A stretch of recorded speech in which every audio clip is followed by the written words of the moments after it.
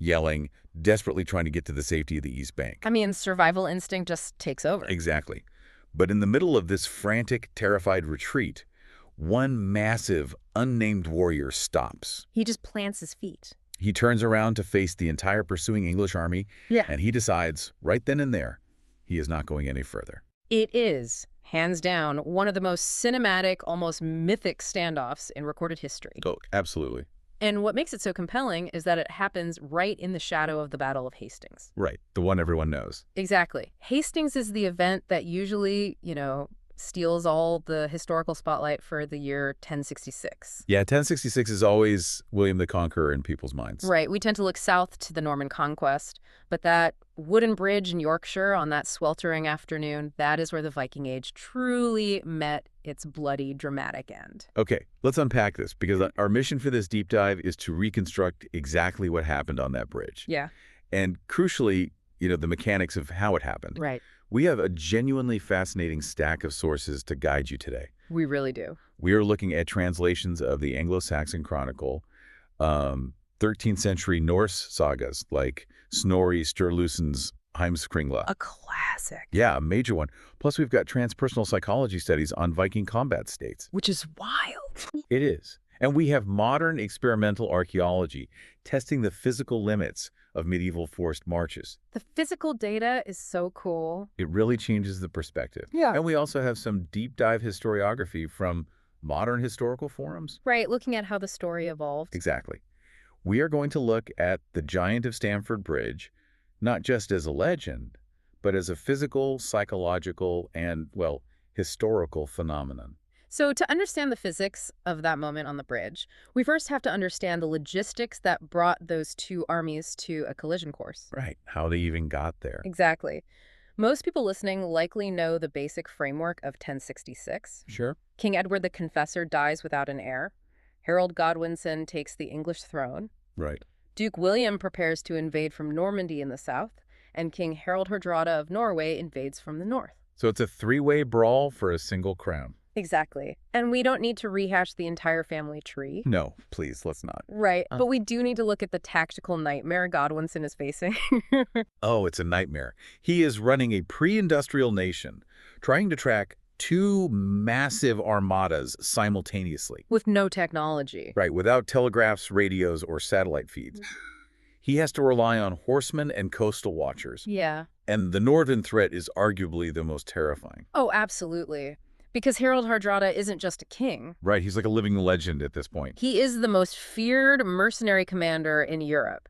He spent years in the Byzantine emperor's elite Varangian guard. Which is just crazy to think about. He fought in the Mediterranean, in Asia Minor, amassed a staggering fortune, and returned to claim Norway with iron discipline. Wow. And he brings 300 ships and roughly 10,000 men to the shores of England. 300 ships. Yeah, it's a massive invasion force. And he also brings specialized intelligence. Right, the brother. Yes. Godwinson's own estranged brother, Earl Tostig, has joined forces with the Norwegians. Talk about a family feud. Right. And Tostig knows the terrain, he knows the local alliances, and he helps Hardrada strike with surgical precision. Yeah. They win a decisive victory at the Battle of Fulford, crushing the regional English earls. So York, which is a major northern hub, surrenders. Exactly. Hardrada takes hostages, pulls his army back to his ships at a place called Recall, and assumes he has secured the entire north. He just thinks it's a done deal. Yeah. He thinks the English king is pinned down on the southern coast, staring at the English Channel, waiting for the Normans. But that assumption relies on the idea that moving an army across the length of medieval England takes weeks. Which normally it would. Right. But Godwinson somehow manages a logistical impossibility. It really is. He abandons the southern coast, gathers his professional soldiers, and marches north. Yeah. And the sources, including the Anglo-Saxon Chronicle, state that he marched his 15,000-man army 185 miles from London to Yorkshire in just 4 days. Yep. That's what the text says. I mean, I have to throw a flag on the play here. Understandably. Marching 185 miles in 4 days while wearing chainmail and carrying shields and spears, it sounds absurd. It does. Navigating medieval roads that were effectively just mud tracks. The math there requires a pace of over 45 miles a day. Yeah. A modern, unencumbered marathon runner would struggle with that back to back. Your skepticism is completely warranted. To maintain a pace of 45 miles a day, a modern infantry platoon, Right? moving at a standard quick march on paved roads, Paved roads, yeah. they would have to march for nearly 14 hours a day, every single day. Wow. And they aren't wearing medieval iron. Exactly. This exact skepticism is what drove a researcher named Leo Danner-Smith from the University of Minnesota to apply experimental archaeology to the problem. I love experimental archaeology. It's brilliant because it forces historians to stop relying on paper and start sweating. Yes, exactly. You have to physically test the claims. So Danner-Smith wanted to test the physiological toll of this specific march on an 11th century soldier's combat performance, right? Right. He didn't just grab a modern backpack. He recreated the exact war gear a soldier in Godwinson's army would have carried. Using period depictions. Yeah, basing the specifications on things like the Bayeux tapestry. Okay. The metallurgical weight distribution is key here.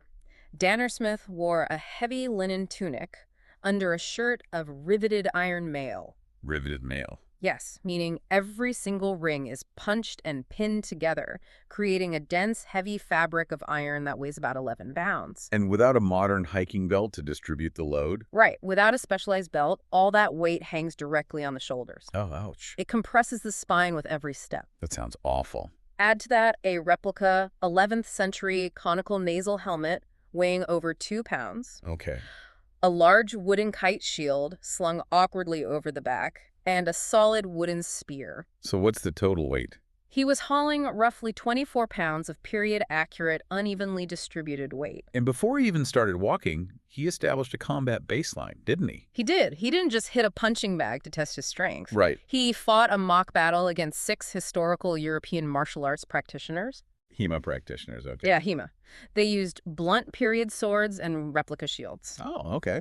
And the scoring was meticulous, deducting points for hits to the limbs, torso, and head.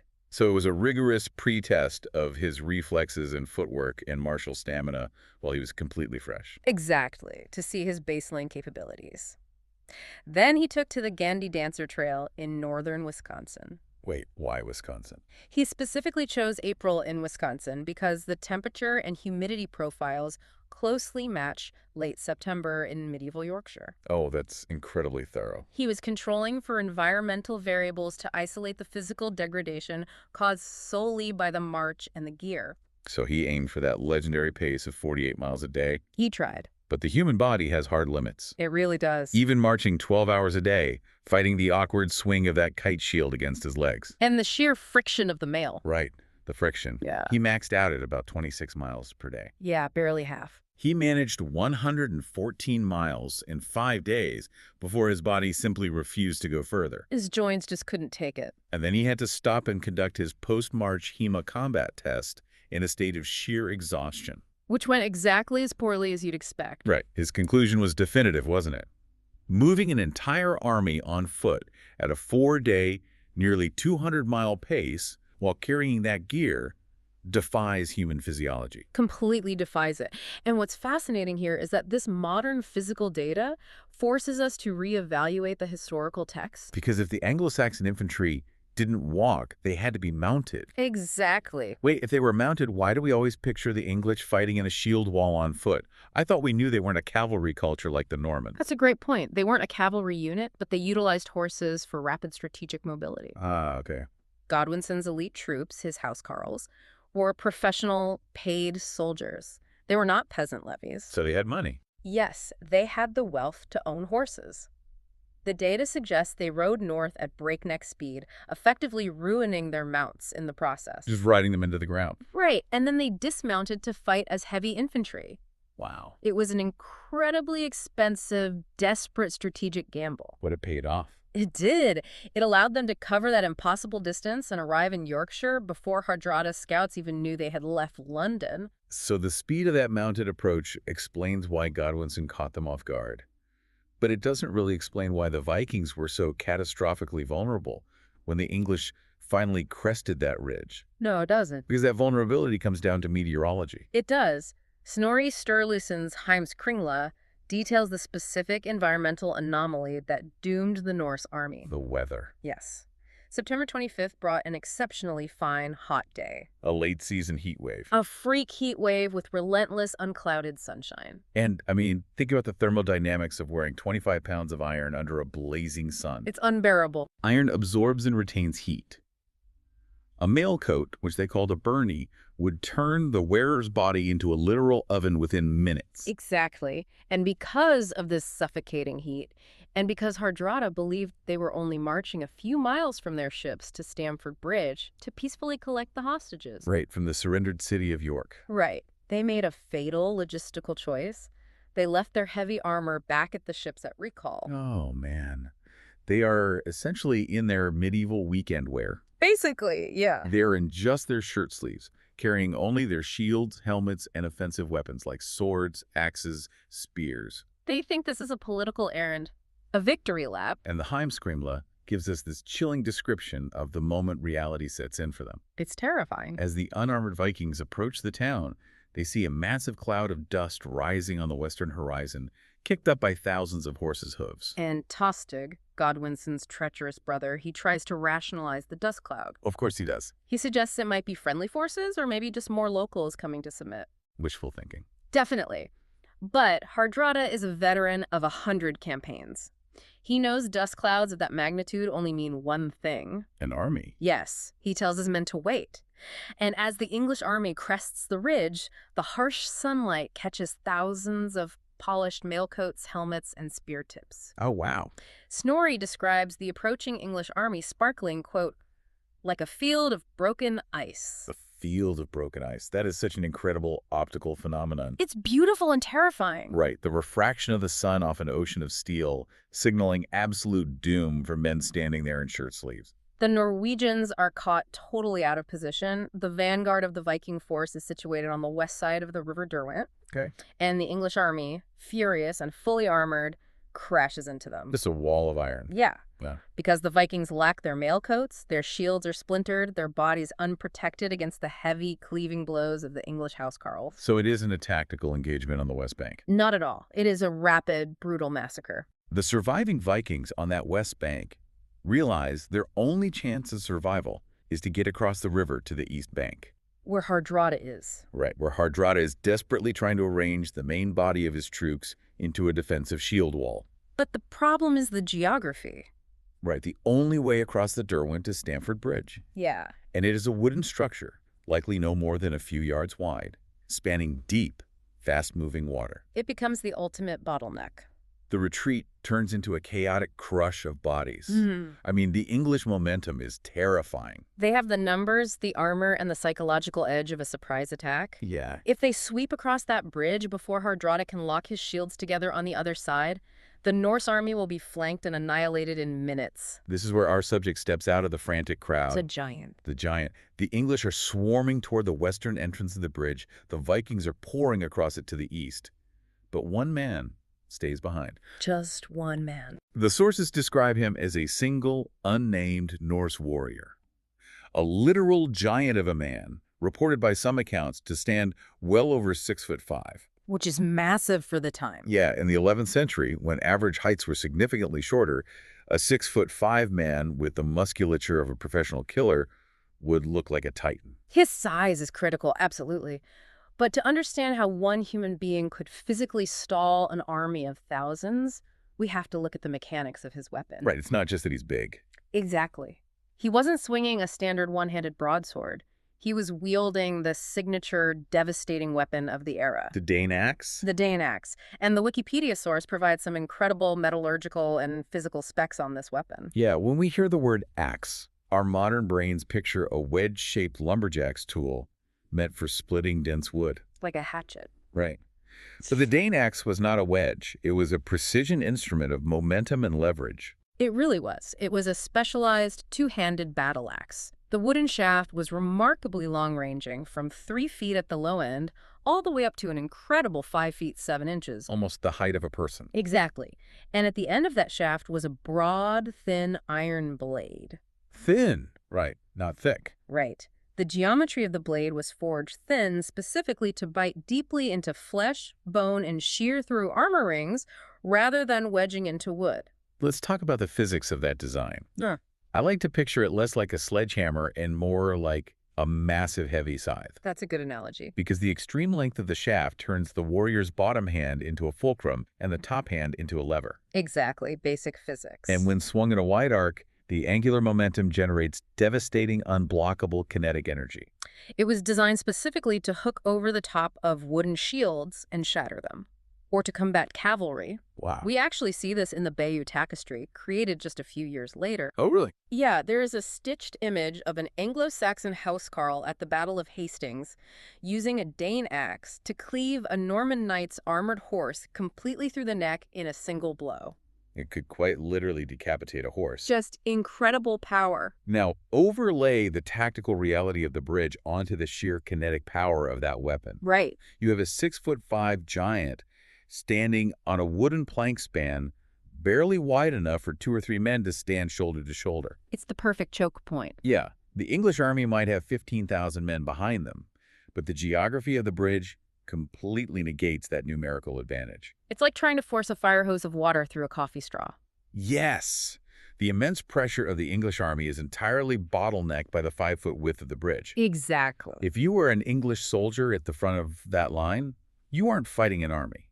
You are stepping into a one-on-one duel with a titan swinging a 5-foot lever of decapitating steel. And the Anglo-Saxon Chronicle, specifically the Abingdon manuscript, and historians like Henry of Huntingdon detail the grim arithmetic of this standoff. Your arithmetic is right. The giant systematically, methodically cuts down the English vanguard.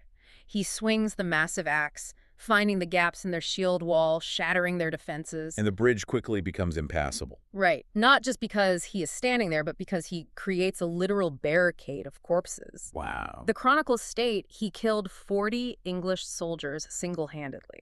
Let's just pause and consider the sheer physiological endurance required for that. It's almost unbelievable. Right. Swinging a heavy, unbalanced weapon with lethal force, resetting your stance, blocking counterattacks, and striking again 40 separate times in a high-stress, life-or-death combat scenario. Just the physical toll alone. The lactic acid buildup alone would paralyze a normal person's arms. Yeah. But physical stamina is only half the equation here.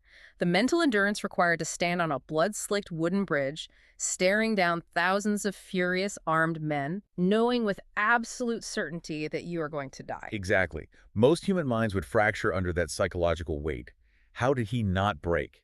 So to understand his mental state, we really have to examine the neurochemistry and cultural framework of medieval Norse warfare. Okay. We have an excellent source from a transpersonal studies journal that dives deeply into the phenomenon of the berserker state, what the Norse called the berserker gang. The bear shirts or the wolf coats. Mhm. We hear those terms thrown around in pop culture a lot. We do. But what is the actual mechanism behind the myth? It is essentially a highly cultivated, self-induced state of altered consciousness. Interesting. The sympathetic nervous system goes into massive overdrive, flooding the brain with adrenaline and endorphins. It's a total chemical dump. Right. And this neurochemical cocktail effectively shuts down peripheral pain receptors. So they don't feel it. Exactly. According to Old Norse poems and sagas like the Havamal and the Ynglinga saga, this trance state, which was often associated with channeling the god Odin, imbued the warrior with an absolute absence of fear. And a perceived invulnerability to steel. Yes, perceived invulnerability. Snorri actually describes Odin's men going into battle, quote, mad like hounds or wolves, biting the iron rims of their shield, possessing the strength of bears. Biting their shields, yeah. He notes that neither fire nor steel would deal with them. It's like an extreme form of psychological armor. It is, and this psychological armor was often accompanied by a very specific tactical behavior, which was shedding physical armor. Oh, but We established earlier that the Viking army was caught unarmored because of the heat wave. yeah. But for a berserker, fighting bare-chested or in simple shirt sleeves was a deliberate intimidation tactic. Right. It's psychological dominance. If you throw off your chainmail in the face of an armed enemy, you are signaling an absolute disdain for death. You're saying, I don't need this. It forces the English soldier facing you to think, if this man doesn't even care about protecting his own organs, how can I possibly threaten him? Exactly. He is actively welcoming the journey to Valhalla. And we see this terrifying confidence reflected in the accounts of his stand. Yes, William of Malmesbury's account. Right, the English historian. He notes that the English vanguard was so astounded by his ferocity that they actually paused the attack. They just stopped. Yeah, the king offered him clemency, they told him to surrender, and his life would be spared. And the response he gives is incredibly telling of that berserker mindset. Malmesbury writes that the giant derided them with a stern countenance. I love that phrase. He stood among the 40 mutilated bodies of the men he'd just killed, laughed at the English lines, and mocked the entire army as a set of cowards who couldn't best a single individual. He literally told them to bring it on. And if we connect this to the tactical bigger picture, that mockery wasn't just arrogant bravado. No, it had a purpose. Every insult he hurled, every minute he forced the English to hesitate, bought King Harald Hardrada precious seconds on the East Bank. Right. The giant held the line until what the chronicles call the 9th hour, mid to late afternoon. That's a long time to stand there. He was buying the time necessary for his unarmored comrades to interlock their shields and organize a defense that could give them a fighting chance. So the English are at an absolute impasse. They can't fight him hand to hand because the coffee straw bottleneck of the bridge makes his Dane axe an impenetrable barrier. Right, the geography works against them. They try firing arrows at him, but the sources note he somehow survives the volleys. Which is wild. How does he survive that? Well, maybe his shield work in that narrow corridor is impeccable. Or maybe the endorphins of the Berserker gang allow him to just ignore glancing puncture wounds. Just fighting through the pain. Yeah. But Godwinson is watching his entire campaign stall out against one man. They have to break the rules of conventional engagement. Necessity forces brutal innovation, right? It really does. If the geometry of the bridge prevents a frontal assault, and his reflexes deflect the arrows from above, the only unguarded vector is below. Right, from underneath. Which leads to the legendary and, frankly, gruesome conclusion of his stand. Yeah, this part is dark. According to the Anglo-Saxon Chronicle and Henry of Huntingdon, an English soldier goes upriver, out of the giant's line of sight. Okay. He finds a small boat, or in the more common retelling, half of a hollowed-out wooden barrel. A barrel. Yeah. He gets into the freezing, fast-moving water of the River Derwent and lets the current sweep him silently down right beneath the wooden planks of Stamford Bridge. And we have to visualize the construction of medieval wooden bridges to understand how this even worked. Right. They weren't like modern bridges. No, these were not solid, flush, concrete spans. They were rough-hewn, heavy timber beams overlaid with uneven wooden planks. Okay. There were significant gaps and chinks between the floorboards, looking straight down into the water. So the logistics of this assassination are incredibly difficult. The soldier in the half-barrel has to navigate the current, balance himself in a buoyant, unstable vessel, hold a long, iron-tipped spear, and listen to the heavy, shifting boots of the giant above him. All while trying not to be seen or hurt. Exactly. He pinpoints the giant's exact location by looking up through the gaps in the wood. Yeah. He aligns the tip of his spear with a gap right beneath the Norseman's stance and thrusts it violently upward. Now, generating sufficient upward force while floating in water is physically challenging. Because of the lack of leverage. Right, because you lack a solid foundation to push against. Newton's third law dictates the water would simply push the barrel down. Oh, true. So the soldier likely had to jam his barrel against one of the bridge pilings to create leverage.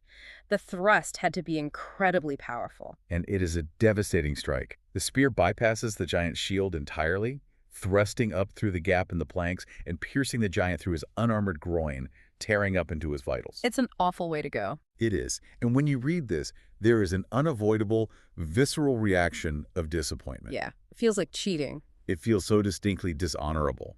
This Titan fought like a mythical hero from the sagas. He couldn't be beaten face to face, so he had to be literally undermined from the shadows, stabbed in the groin from a barrel. It strips away the romanticism of war and reveals its brutal pragmatism. Yeah, that's a good way to put it. King Harald Godwinson wasn't interested in the aesthetics of a fair duel. He was managing a two-front war for his kingdom's survival. He didn't have time for honor. Exactly. The giant was a tactical obstacle causing unacceptable delays. Honor in battle is a concept heavily curated by poets after the blood is dry. Wow, yes. In the chaotic reality of the moment, survival dictates that you neutralize the threat by any means necessary. And the moment that spear finds its mark, the giant's leverage is broken. He falls. He falls. The bottleneck clears. The English army, furious over the delay and the loss of 40 men, floods across the wooden planks, trampling the giant's body. The floodgates just open. And what follows on the east bank is a tragedy of epic proportions for the Norwegians. Hardrada's ready, though, right? Well, Hardrada has managed to form a shield wall, but his men are still in their shirt sleeves against fully armored English housecarls. Oh, right, the heat wave. The battle is ferocious. It is. Hardrada himself throws down his shield, goes into a two-handed berserker rage with his sword. But the lack of a mailcoat proves fatal. Yes. He is struck directly in the windpipe by an English arrow and killed instantly. Which is a huge blow. And the loss of their legendary king should have triggered a mass surrender, but Earl Tostig takes up the banner. He fights until he is cut down. And then, in the final, desperate phase of the battle, the Norse reinforcements finally arrive from the ships at recall. Right, the guys who stayed behind with the armor. Yes, led by a man named Eystein Ori. And unlike the vanguard, Ori's men are fully armored. But there's a catch. They have just run roughly a dozen miles in the sweltering heat wave wearing full chainmail. The physiological toll of that run is staggering. I can't even imagine. The sources say they are so exhausted and overheated that some men literally collapse and die of heat stroke before they even draw their swords. Oh my God. But the survivors throw themselves into the English lines. And this final chaotic phase is immortalized in the sagas as Ori's battle. Yeah. The Vikings fight with the absolute fury of doomed men. They actually start throwing off their mailcoats in the middle of the melee because they're boiling alive in them. Fighting bare-chested until they are slaughtered almost to a man. The statistics of the aftermath emphasize the scale of the annihilation. Hardrada arrived on the English coast with a massive fleet of 300 ships. 300. When Godwinson finally calls off the pursuit and allows Hardrada's young son Olaf to collect the survivors and sail home, they only need 24 ships to carry the remnants of the army. 24 out of 300. It effectively closes the book on the Viking Age in England. Right. Never again would a massive Scandinavian fleet threaten the English crown with such apocalyptic force. But, when we look at the narrative, the heat wave, the sparkling weapons, the giant on the bridge, the barrel on the river, it's almost too cinematic. It really is. It has the distinct flavor of a Hollywood script. And this raises an important question, perhaps the most critical question for anyone analyzing historical texts. Did it happen? Exactly. Did the giant of Stamford Bridge actually exist? Or is he a literary invention grafted onto a real battle? And we have a breakdown of this historiographical debate from a deep dive on the Ask Historians forum. Which is a great resource. It is. And when you actually look at the transmission of the primary sources, red flags start popping up everywhere. Oh, definitely. Take the earliest and most detailed Norse source for the battle, Snorri Sturluson's Heimskringla. Right. Snorri dedicates extensive chapters to the buildup.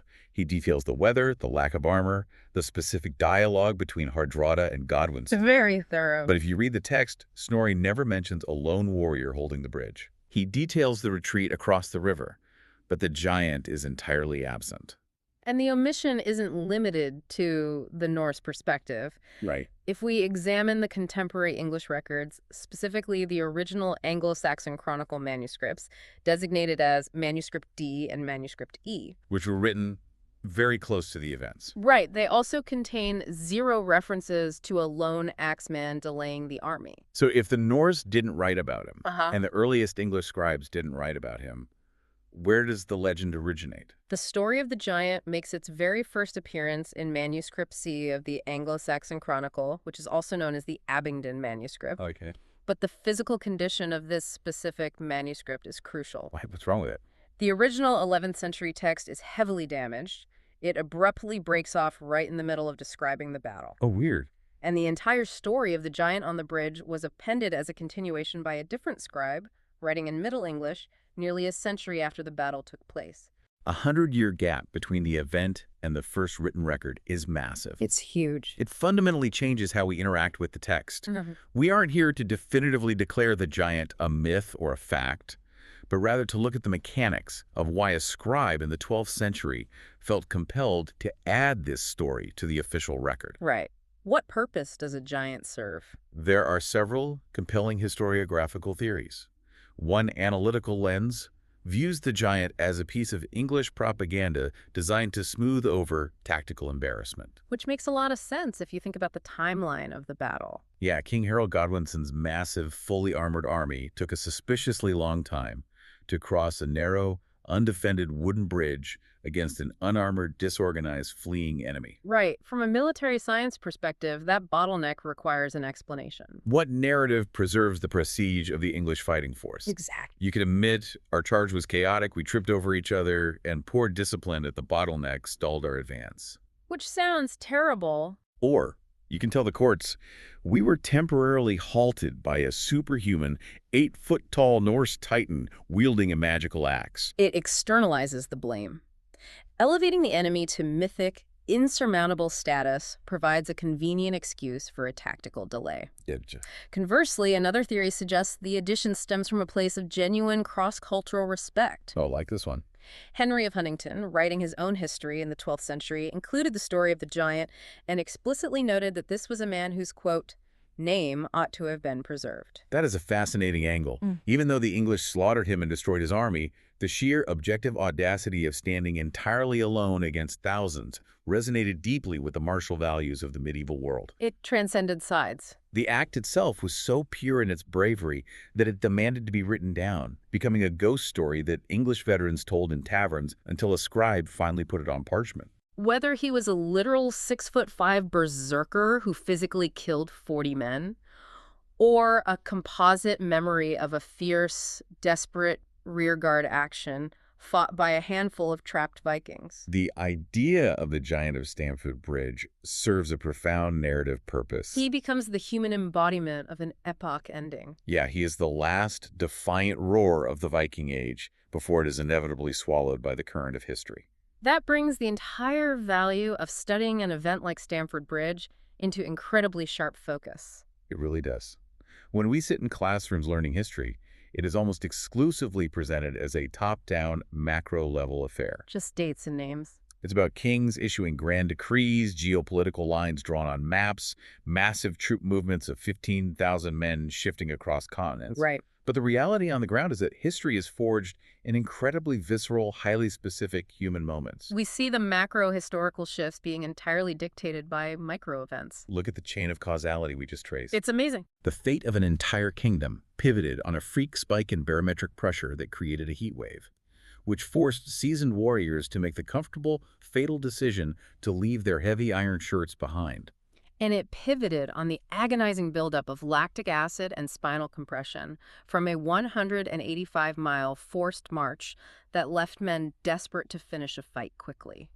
And it pivoted on the literal architectural width of a wooden bridge over a deep river, where the momentum of 15,000 men was entirely negated by the swing of a single axe. The tragic irony of Stamford Bridge is the domino effect it triggered. Because Godwinson achieves an impossible victory on September 25th. Right. He destroys the last great Viking threat. Right.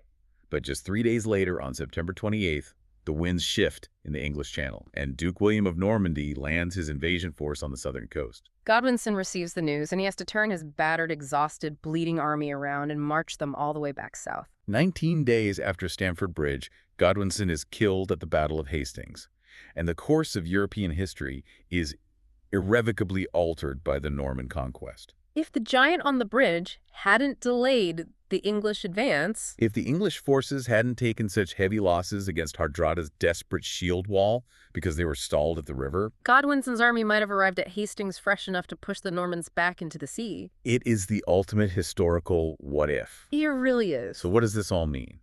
It means that even dwelling in the massive looming shadow of the Battle of Hastings, the clash at Stamford Bridge holds one of the most intense, consequential moments of the medieval world. Absolutely. It isn't just a prelude, it is the bloody, exhausting pivot point upon which the entire year of 1066 turns. I'd like to leave you with a final thought to mull over as we close. Go ahead.